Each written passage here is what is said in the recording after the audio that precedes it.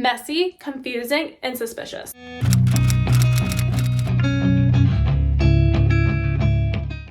Hello bookish people, welcome back to my channel. My name is Megan. In today's video we are breaking down the entire plot of Good Girl Bad Blood, which is the second book in the Good Girl's Guide to Murder trilogy. I recapped the first book. If you haven't seen it, go watch that one before you watch this one, and get cozy, get a drink, get a snack, because if this video is anything like that video, it's going to be a bit of a long one. So let's get settled. We're going to get started. So the first chapter of the book basically summarizes the first book in general. That 45-minute video I did, let me just try to summarize it for you in 5 minutes. So basically we get a recap of the Andy and Sal case. Andy and Sal were high school seniors. They were dating. Andy went missing. Sal was accused of murdering her, but his body was ultimately found dead, and people assume that he unalived himself out of guilt for murdering Andy, although her body was never found.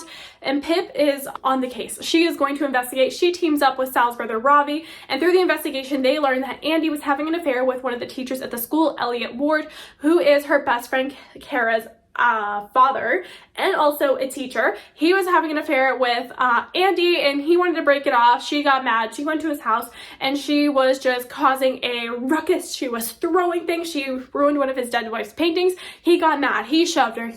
She hit her head and was on the floor. He's like, oh my god. He ran to get the first aid kit. By the time he came back to her, she was gone, out of the room, disappeared. She went back home where her sister Becca was waiting for her, and her sister Becca had been roofied by this kid named Max, and the person who sold Max those roofies was her sister Andy. So she was like, hey, those roofies you sold to Max, he used them on me and he R-worded me. And then Andy was a real bitch about it, and then she was just like, okay, well, I don't really care, and you can't tell anybody because I'm not getting in trouble over that happening. You're just lucky somebody wanted to sleep with you. Her sister got mad, and then Andy, because she was bleeding out of the back of her head, was having all these medical things going on, and she actually ended up choking on her own vomit. And her sister Becca was like, I'm just gonna watch you die, I don't really care. And then Andy dies, and then Becca's like, oh my god, like, what happened? I did not get my sister help, like, I'm gonna get in so much trouble. So she logically thinks, you know what, instead of coming clean, let me just go to this abandoned farmhouse and hide her body in a septic tank there, because no one will ever find her. So then that happens, and then the next day obviously she is missing. So then Elliot starts freaking out. He's like, oh my god, she died in a ditch somewhere, her body is gonna be found, I'm gonna be blamed for the murder, and like, that cannot happen, my life cannot blow apart like that. So he's like, I need to frame someone for the murder before they even find her body. And he's like, ooh, her boyfriend Sal, I have a good relationship with him, and of course the boyfriend is always the suspect, he's always the murderer, so it just makes sense. And Pip figures all this out, so she goes to confront Elliot about it, brings the cops, he gets arrested. And then also on a side note, he was hiding a girl in his attic who he thought was Andy, but actually wasn't Andy, because again, Andy was dead in the septic tank. But like, that's like a whole other story for that book. So after we get the recap, we're kind of going over where they are now, and Pip decided to create a podcast, and her and Ravi are basically just posting the details of the Andy, Bell, and Sal Singh case. And then they're also following the Max Hastings trial. If you don't remember Max Hastings from the last book, he was the guy who was roofing girls at the calamity parties and R-wording them. Although the statute of limitations has run up on the sexual assault charges, so the prosecutors are going after him over kidnapping, which has no statute of limitations. So he is currently on trial for that. Ravi is going to the courthouse, watching it, and updating the podcast. So we're going to write all that on the board. So the book starts with everybody in the town gathering for a memorial to honor the lost lives of Andy and Sal, lives gone too soon, taken too young, and the whole town gathers to do like a candlelight vigil for them. And that is basically where our story kicks off. And there's like a lot of things that happen that we'll reference, that we'll get into later in the book. After the vigil, Pip's friend Kara decides to go to the calamity party, and she calls Pip super drunk, and then Pip gets worried about her, so she goes and picks her up and then brings her home. So we're gonna put Kara on the board. So the morning after the party, one of Pip's friends, Connor, comes over to her house and tells her that his brother Jamie is missing, and he wants Pip to investigate the case. And Pip is like, I'm not the cops, you gotta go to the cops, because I can't investigate anymore. The last time I did it, my dog died, and I just got unhealthily obsessed with the case, and I am done being a detective. And he was like, me and my mom went to the cops already, and they're not taking us seriously, so I really need your help. So we're gonna add Joanna to the board. Actually, let's just add the whole family to the board. They also have a sister named Zoe, but she's not really relevant at all in this book, but I'm just adding her to the board because we're getting the family tree, okay? So Pip goes over to Joanna and Connor's house. I don't even know their last names. No idea. We're just going to call it Connor's house, Joanna's house. I don't know. Don't know their last name. So Pip goes over to their house and she's talking to them and they're like, yes, we reported it to the cops, but they're just not taking it seriously. She asked who took the statement and it was none other than Danielle. Why do I keep saying Danielle? It's Daniel De Silva, who is like, he reminds me so much of Darren Bolton from Pretty Little Liars. I'm going to make tons of Pretty Little Liars references because I guarantee you Holly Jackson was inspired by Pretty Little Liars. Like, there's just no, you're not going to convince me otherwise. Because Daniel De Silva gives me Detective Wilden vibes, okay? So Daniel,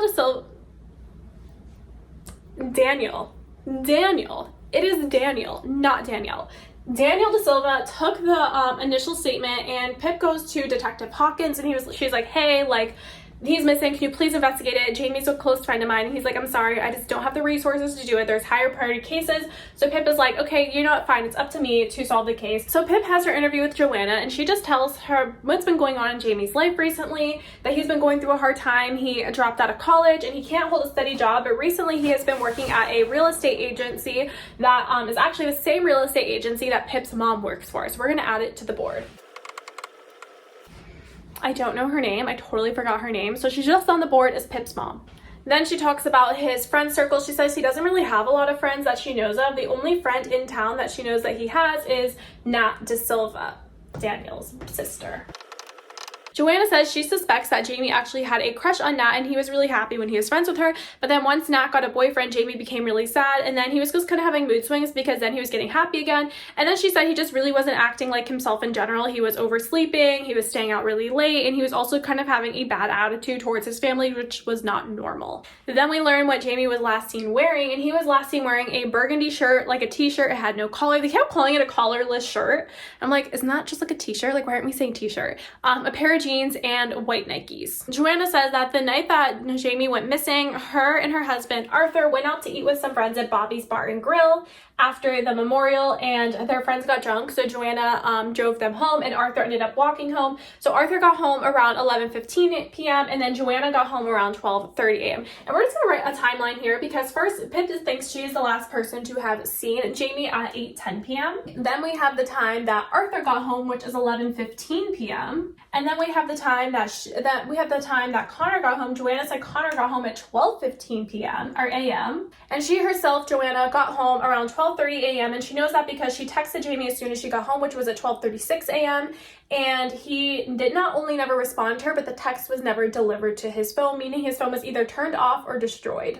Then Pip interviews Connor and he's basically telling her the same thing about his mood swings and his crush on Nat De Silva, but he provides a little more context and says that not only was all of that going on, but Jamie was also sneaking out of the house on multiple nights a week and that his parents never knew, but he was sneaking out late at night and then coming back and it was just acting very strange. He also says that he saw Jamie's phone that night of the memorial and his phone was on 88% battery, so there's no way that his phone ran out of battery, that it had to be either turned off or destroyed, kind of like I previously said.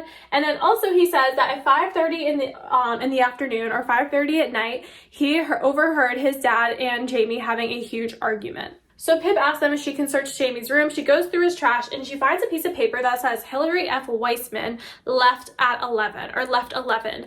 And she's like, what is going on? What is this paper? And she Googles who Hillary Weissman is, and she is like this 80-year-old woman who died a couple of years previous. So she is very confused by the note, but she takes a picture of it because she thinks it is a clue. She also finds his computers and they try multiple passwords, but nothing is working. So she tells Connor and Joanna, just keep trying multiple passwords on his computer until we can figure it out, because I know that the biggest clues are going to be on that computer. Also during the interview, Connor told Pip that Jamie was supposed to go to Nat De Silva's house after the memorial. So Pip's next stop is going to confront Nat De Silva, who hates her from the first book because she basically like accused her of murder, not only like kind of subtly in person, but also like blatantly on her podcast when she's recounting the details of the case. So Nat is just not the biggest fan of Pip, and honestly, I don't blame her. So she goes to Nat's house and Nat's boyfriend, Luke, actually answers the door first, and he is just kind of like this scary looking dude.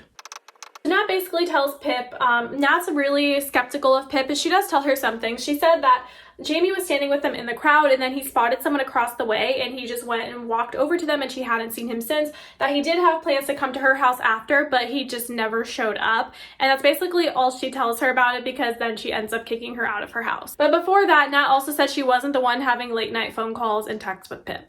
I meant with Jamie. Then Kara tells Pip that even though she was super drunk at the calamity party, she's pretty certain she saw Jamie at the party. So Pip calls Steven, who is the guy who threw the calamity party, and he confirms that he saw Jamie at the party, which he thought was really strange because he was 24 and they're all high schoolers, but he was just kind of drunk and in the moment and having fun, so he didn't really worry about it.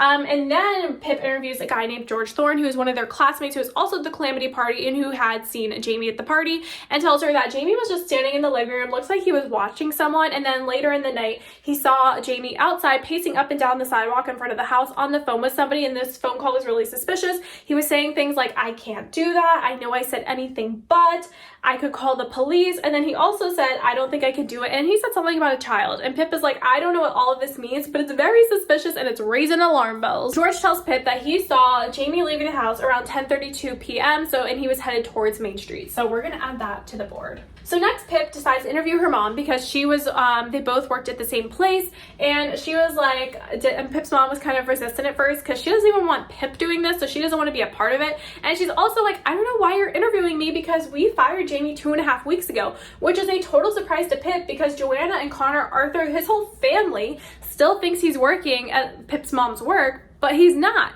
He got fired 2.5 weeks ago. Pip's mom says she left Jamie alone in the office on Wednesday the 7th.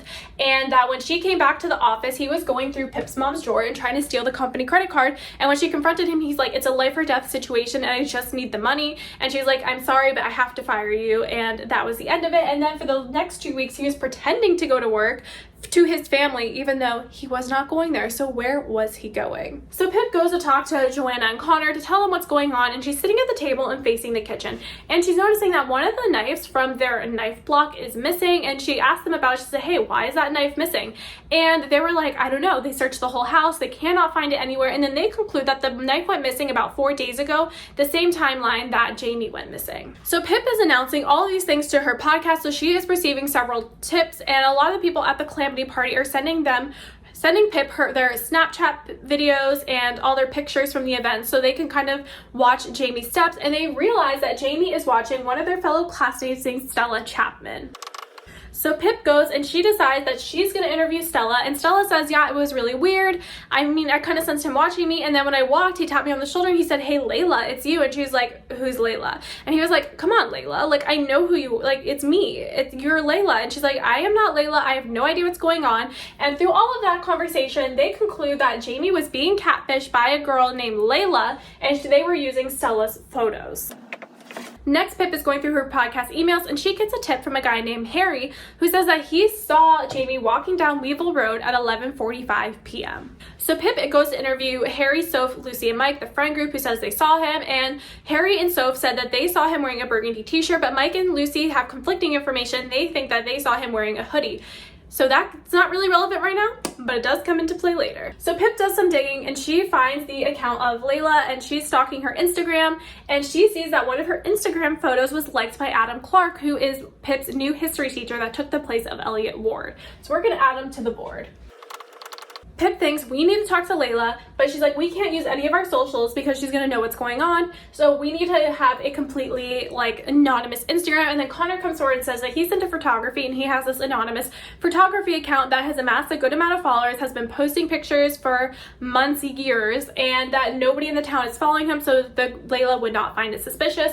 Pip goes on his account and messages Layla, and she responds, hello, Pip, you're getting closer, with a smiley face. And they start freaking out because they're like, oh my God, how does she know that Pip is the one messaging me using this completely anonymous account of Connor's? And after that, they go search all her social medias, and she deactivates her Instagram, her Facebook, and she also deleted her Tinder profile. So they're like, oh my God, we just lost our connection to her. Next, Charlie and Flora, Pip's news neighbors, call her and invite her over because they have something to show her on their security camera.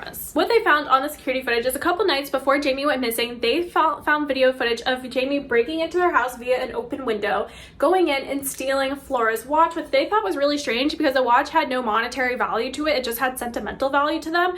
So they just thought they should know Pip. And this is really interesting to me because Pip apologizes to them and says, hey, I'm sorry, this is not the Jamie I know. And I wrote down this line because I thought it was super relevant. I was like, there is some foreshadowing here in this line. Charlie says to Pip, some people are really good at hiding who they really are. And I was like, foreshadow, alarm bells, alarm bells. What do you mean by that? Are you talking about yourself, sir? Because I kind of think you are. Why else would Miss Holly Jackson put that in the book? So yeah, she is very suspicious, not of them, but she is like, what is going on with Jamie? This is all just not adding up, and I feel like something sinister is really going on here. Next time Pip goes to school, she decides she is gonna blackmail her teacher, Mr. Adam Clark, and be like, hey, I need to know everything about you and Layla, and if you don't tell me, I'm gonna show them this picture of you liking Layla's photo using Stella's photo. Like, I know you didn't think you were liking Stella's photo, but like, you liked a student's photo on Instagram. You could get in trouble for that. So he's like, are you really blackmailing your teacher right now? Okay, fine, let me tell you things. So he was talking about his relationship with Layla, saying they only DM'd, they never talked on the phone,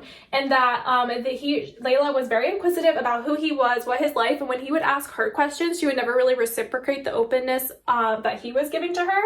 And then he said once she found out that he was a teacher, she basically ghosted him and never heard from him again. Then Pip is sitting at the lunch table with all of her friends, and Tom Nowak comes up, who is Lauren's ex-boyfriend, and Lauren is now dating Ant, so they are super defensive when he comes up. But he's like, I just want to talk to Pip because I have information. He's like, I saw Jamie walking down Cross Lane at 10:50 p.m. and he went inside a house. And then Pip is like, you saw him going inside a house? What did the house look like? Was it white with blue doors? Pip, talk about leading a witness here. And he's like, oh yeah, of course it was that house. And she's like, oh my God, that means he went to go visit Nat Da Silva after she specifically told me he didn't come over.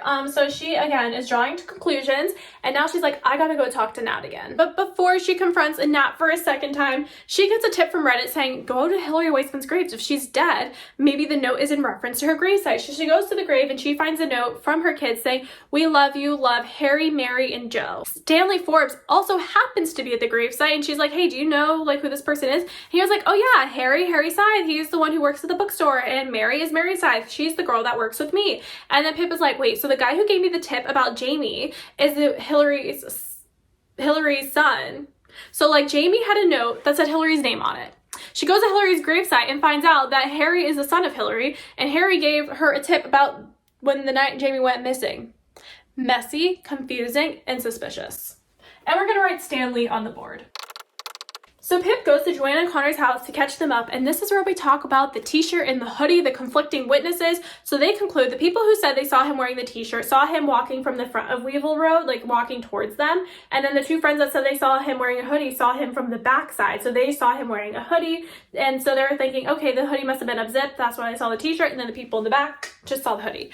And they were like, but that's weird because when he left the house to go to the memorial, he did not have the hoodie in his hand. He wasn't wearing it. So they know that he had to come home to get his hoodie, and then they conclude that he must have grabbed the hoodie and the knife at the same time before he left again. But now Pip is like, this is really confusing, things aren't adding up, because apparently he was at Nat's house at 10:50 p.m. His dad got home at 11:15 p.m. and he was walking down Weevil Road at 11:45 p.m. wearing the hoodie. So that means somewhere between 10:50 p.m. and 11:45 p.m. he had to go home and get the hoodie, which would overlap with the time that his dad was home. But of course, his dad said he never came home and didn't see him. So Pip is like, something's not adding up and someone is lying, but I have no idea who. Also, while she's at the house, Joanna shows Pip a sweater that Jamie wore on his birthday. It was a light gray v-neck sweater. He wore it on his birthday and it was clean, but she went through the laundry and now it has blood drips on it and a blood smear on the cuff. And Connor said that was one of the nights that Jamie went and snuck out of the house. So when he's home, the sweater's clean. He sneaks out of the house, he comes home, and now the sweater has blood all over it. But also during this conversation, they start reminiscing about him, and she talks about a nickname that Jamie used to have for her, and Pip's like, oh my God, use that for the password. They put in the password, and they finally have access to the computer. On his computer, Pip immediately goes to his search history, and she realizes that his birthday, the day that the sweater got bloody, he Googled what counts as assault and how to fight. Again, alarm bells, very suspicious. The day before he stole the money, he Googled brain tumors, malignant brain tumors, brain cancer trials, and all these different things. And then a couple hours after that, he Googled how to make money fast. And then of course, the next day is when he stole the money, or attempted to steal the money from Pip's mom's office. So she is just very confused by all of this. On his computer, he has a Fitbit app. So Pip goes on it and she looks at his heart rate and she looks at the steps that he took. The steps that he took, she uses to create a perimeter of where he could have gone, where he could have walked. And then she uses the heart rate to figure out what was happening to him. And his heart rate spiked around around 12:30 a.m. and then it just cut out, it flatlined. So when it flatlined, either his Fitbit got destroyed, it was turned off, or his heart stopped beating and he was dead. We do not know yet. So then Pip uses his computer to go to Instagram.com, where she is happy to learn that he is logged in on his computer, so she reads his DMs between him and Layla. And although Layla was catfishing him, he was also kind of lying to her as well. Of course, he was using his real photos, but he lied to her and said he was the age 29 and that he was a financial advisor from New York. And then when he came clean to her about being the age 24, she completely ghosted him, and he was blowing up her phones, of DMing her and DMing her, and she was ignoring him until he said, "I would do anything for her. I would do anything for you." She responds and says, "Anything?" ? And then they move the conversation over to text message, so Pip can no longer follow what happened. Using the steps from the Fitbit app, Pip creates a perimeter, I don't know. She creates a grid of where he could have possibly gone, and she gets a bunch of volunteers to go search the premises, and Kara's group finds something at the abandoned farmhouse. Remember, the abandoned farmhouse is where Andy's body was stuffed in the septic tank. So Pip goes over there and they find the missing knife from the kitchen in the grass. And Pip is like, okay, this is getting serious. We really need to call the cops. And while she's waiting for the cops to come, her and Ravi go investigate the inside of the farmhouse that is abandoned, and they find beer cans, snack crackers, and cigarette butts. So she's like, okay, someone's hanging out here at night and we need to find out who. So they devise a plan for a stakeout later that night. But then the cops come, and who is the cop that comes? Danielle De Silva, aka Detective Wilden from Pretty Little Liars, Detective Wilden from Rosewood. He is here because in Pretty Little Liars, Detective Wilden, he was like the only cop, okay? Except the lady with the curly hair. She was the only cop in the whole city of Rosewood. And apparently Danielle De Silva is like the only cop in the whole city of Fairview because, oh, Annie goes missing? Who's first on the scene? Jamie goes missing? Who's first on the scene? They find a knife. Who's first on the scene? And then Pip, he's just kind of annoyed with her, and he's like, there's nothing going on here. It's just a kitchen knife. He's not missing. Like, I have no idea what's going on. He's just being an a-hole. And then Pip is talking to him, and she mentions Layla, and Daniel's eyes do a little recognition flutter, like, oh, I know who that girl, but I'm not trying to show that I know that girl. And Pip is like, wait, what? You know her? And he's like, no. And she's like, yes, I can see it in your face. You know who Layla is. And then we learn that Layla and Daniel had a connection, and that he was talking to her, but she ghosted him when she found out he was a cop. Fast forward to nighttime, Pip and Ravi are doing their stakeout, and they go inside the abandoned farmhouse and find none other than Robin, who we saw in the first book. Remember Robin? He was buying drugs from Howie. So we have Howie, the drug dealer from the first book. Remember, Stanley had a connection to him that night, and also he had a connection to Robin.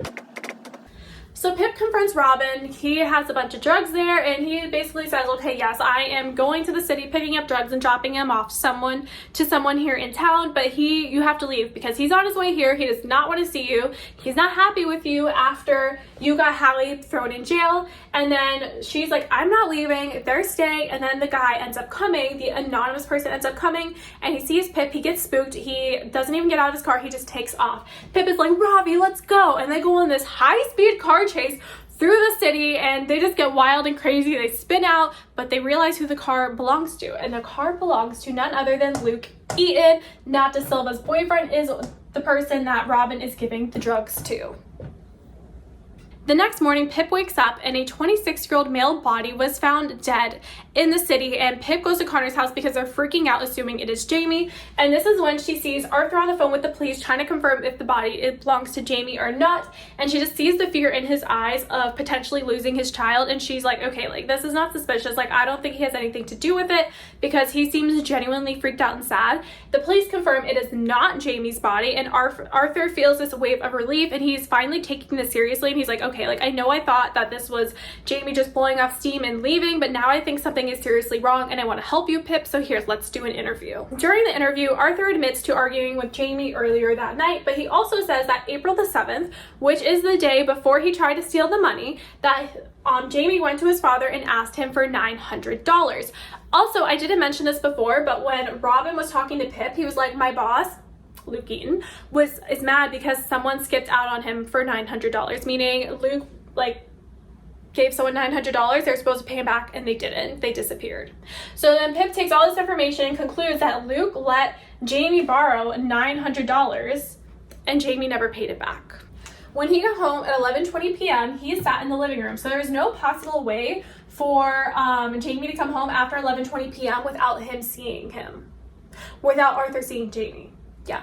So Pip the next day confronts Tom and she was like, you were totally lying, right? You just wanted to get on my podcast. And basically we find out he was lying. He did not see him go into the house at 10:50 p.m. and now she feels bad because she basically accused Nat of lying for a second time, and it's like, no wonder this girl hates you. You jump to conclusions without any evidence. You accuse her publicly of murder, and then you're insinuating that she's lying to you again when you just have no factual evidence for you confronting her about these things.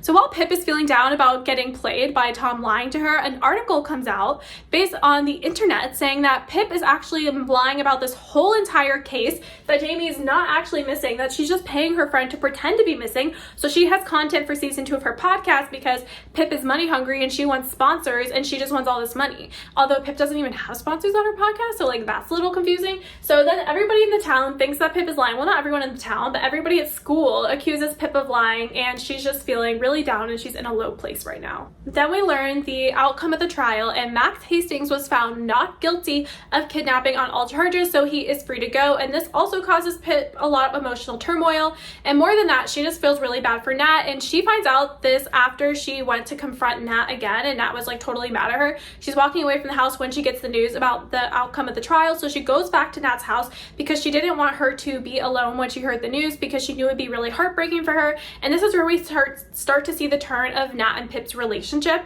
And then when Pip got suspended from school for shoving Aunt against the locker because Aunt and Lauren are just being total a-holes like this whole book, she decides that she is going to vandalize Max Hastings' house. And also in the chapter she vandalizes his house, Pip and Ravi say I love you for the first time, and it was so cute, and I was like, oh my god, eating that shit up. And then Nat finds out that Pip vandalized Max's house, and she just starts to change her attitude about her, and she was like, thank you for everything you've done, like let's talk. And during their interview she learns that Luke was lying about the night that Jamie went missing. Originally when she went to Nat's house, Luke said, yeah, no, I was home with Nat the whole night, but apparently he was lying about that. He was not with Nat the whole night, so she is getting very suspicious of Luke. Nat also tells her that she went through Luke's phone, and apparently Luke was cheating on her with a girl named Layla. They had been texting and planned to meet up Friday night, the night of the memorial, and then she's read a text from Luke to Layla at 12:40 a.m. saying, I'm going to effing kill you. So then Pip decides she's going to confront Luke because Pip has not learned any lessons from book number 1. She is like, I'm going to go confront dangerous people head on by myself and just like pretend nothing's ever gonna happen to me. If this was the real world, bitch, you'd be dead, okay? Like, it wouldn't be a Good Girl's Guide to Murder. It would be like the Good Girl got murdered herself, okay?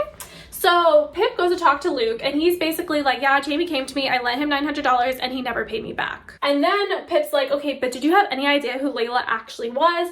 And he said, no, I know who Layla is, and Layla is Jamie. He says that when he planned to meet up with Layla, he did not see Layla there, but Jamie was there. And then Jamie said to him, Childs Brunswick, and then ran off. And Luke was just like very confused. I don't know what's going on. He's like, but I think I just got played by Jamie and I'm gonna murder him. Although he's not actually gonna murder him, but like, you know, those are the feelings. And Pip recognizes the name Childs Brunswick, but she does a deep Google dive on it and learns that Childs Brunswick is the son of Scott's Brunswick. And he's called Childs Brunswick because he's in witness protection program. And because he was a minor, his file is sealed. So people in the public only refer to him by Child Brunswick.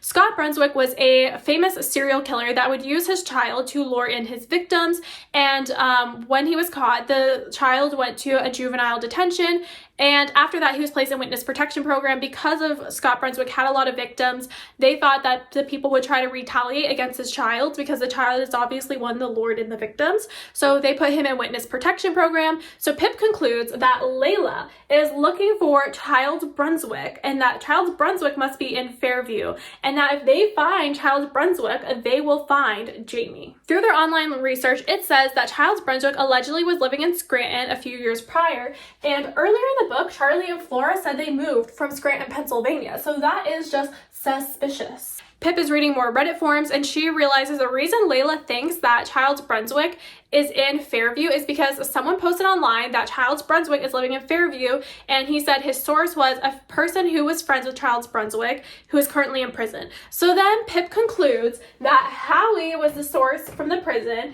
and that he is friends with Stanley, and the reason Stanley was paying Howie off in the first book is because he's paying Howie off to keep his secret that he's Childs Brunswick. So again, here's Pip jumping to all these conclusions without actual actual hard, cold evidence. And I was like, okay, this has to be wrong, because like she's jumping to conclusions again without evidence. But no, turns out Pip's right, and she goes and she devises a plan, and she thinks that Stanley is keeping Jamie captive in his house. So she's like, okay, we're gonna lure Stanley out of the house, because oh yeah, Stanley was also having a connection with Layla. So she's like, we're gonna pretend to be Layla, and we're gonna text Stanley, and we're gonna meet him at the abandoned farmhouse. And while I'm watching his movements, you, Ravi, and Connor are gonna break into his house, and you are gonna see if Jamie is there. So they enact their plan. They break into the house, and they find Jamie safe and alive, locked in Stanley Forbes' bathroom. They need more time to rescue Jamie, so Pip is like, okay, I know I was just supposed to be the watcher here, but I got to confront Stanley. She goes, she confronts Stanley, and he tells her the whole story. So now we're going to talk about what Stanley said happened, which it's going to get a little confusing. Buckle up, perk up your ears. We got to listen, because, it's confusing. So Stanley got a text from Layla to meet him at the abandoned farmhouse. When he got there, Layla wasn't there, but Jamie was there, and Jamie had a knife. And then Jamie tried to kill Stanley, and then Stanley knocked the knife out of his hand, and Jamie hit his head. What is people with hitting their heads in this book? Okay, so then he hits his head, and then Stanley takes Jamie to Stanley's house, because he's like, I don't want to go to the cops about this, because then if it gets out that my identity is out there, then I'm gonna have to go back and witness protection program and start over again. So he locks Jamie in his bathroom, and he locks it from the outside because he's scared Jamie's gonna break out and try to kill him. So through that, he's talking to Jamie, and Jamie says that Layla said that Stanley was Layla's stalker, and that Layla needed Jamie to kill Stanley because Stanley was a dangerous stalker. And he also finds out that Layla told Jamie to steal a watch, because it was her watch that her dad donated to the Salvation Army, and he needed to steal it back from the people who originally bought it, which is why he broke into Charlie and Flora's house. Layla also said, I need you to beat this person up, which is why Jamie went out on his birthday and came back with blood all over him. And then they realized that Layla just isn't a good person. She's catfishing all of these people. So Jamie and Stanley come to a truce. Jamie's like, look, I will not tell anybody about your secret, but don't let me out of here until we figure out who Layla is. They need to figure out her identity in order to put all of this to rest. In the middle of Stanley telling Pip all of this happening, who shows up but Charlie shows up, and he holds Stanley and Pip at gunpoint. Charlie then tells his story about how he is the twin brother of Scott Brunswick's last victim, and he recounts the story of when he was younger, him and his twin sister were playing on the playground, and Stanley Forbes, Childs Brunswick, approaches them and said, hey, let's play hide and seek. They play hide and seek, and during that time, Stanley and his dad abducted Charlie's twin sister, and Charlie has always felt immense guilt over that, so he's dedicated his entire adult life of tracking down Child Brunswick and murdering him. And that's why he was in Scranton, because obviously online it said, oh, we suspect he's in Scranton, and that's why Charlie and Flora lived in Scranton. He said he moved all over the country, and that Charlie was actually Layla trying to figure out everything, and that when Layla needed to talk to people on the phone, his wife would be the one to talk on the phone so that Layla would have a female voice, but it was really Charlie the whole time. So Pip is begging Charlie, don't shoot Stanley, don't shoot Stanley. He's like, this is what I've been planning for my entire life. He shoots Stanley 6 times in front of Pip. Stanley falls to the ground. Charlie leaves. Pip is ripping up her jacket in the fabric, trying to tie all the bullet holes together, and then Charlie lights the house on fire. So Pip, this 100-pound 18-year-old girl, is dragging this 30-year-old man out by his feet, as if she could do that, out of a burning building. This book is getting crazier and crazier as we're going on. She's dragging him out of this burning building. She's doing chest compressions. I feel like it's Dr. Mike, chest compressions, chest compressions, chest compressions. That's literally all I could think about. I don't know if you watch that YouTube, but he has 10 million subscribers, so I'm sure everybody's watched that YouTube. Anyway, so irrelevant. So then the paramedics come and they're like, call it, Stanley's dead. And she is just broken about it. And that is kind of just the end of the chaos of the book. The next chapter is really just wrapping up the storylines, Stanley's funeral. And people are and then all the people of the town now know Stanley was Childs Brunswick. And they're like, we shouldn't have a funeral for him. He's evil. And then Pip feels so much guilt over it. And he died in her arms. So yeah, Pip is going through a lot, and she is going to be a mess in the next book, because how is an 18-year-old girl supposed to how is anybody supposed to go through all this trauma and be like, okay, I'm fine. So yeah, that is the end of the story. Everything wrapped up nicely. Jamie rescued from the house. Childs Brunswick, we found out his identity and was murdered. Charlie in the wind, he is missing. And that's the story. That's that's the end. So I hope you guys enjoyed this video, and yeah, I will be reading As Good as Dead in June, hopefully doing a recap in June, and I will see you guys later. Bye!